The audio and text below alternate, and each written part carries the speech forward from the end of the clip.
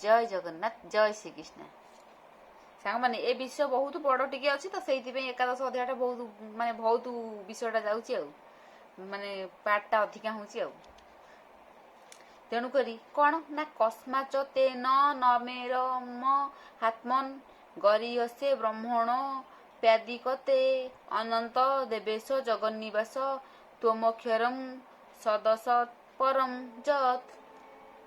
कौन आर अर्थ कौन ना यही प्रकांड विश्व संसार मध्य तू एकमात्र महात्मा तोर देश काल पात्र किछि नाही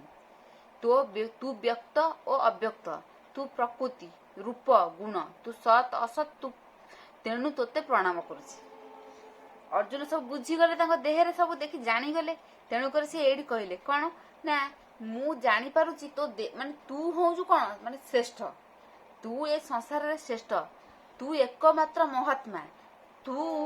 अव्यक्त तोर व्यक्त अव्यक्त माने किछि नाही देख तू व्यक्त अव्यक्त तू प्रकृति तू रूप तू गुण तू सत तू असत तू सबू माने भगवान देहरे से सब देखिदेले ताकर देहरे सब सृष्टि हेछि से सबू विषय देखिदेले सब जानीगले सत तू असत तू व्यक्त तू अव्यक्त तू तेणु से सबू से कथा कहले सब एक कथा कहीं प्रणाम कले कहले तू हूँ ये सबू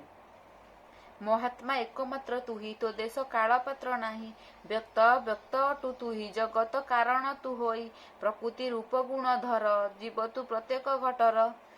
घटर तू जीव रूपे अच्छु नथिबा ऋत रूप रेख असत बोलाऊ पद्म मुख अछु तू बोली अटु सत तेणु समस्ते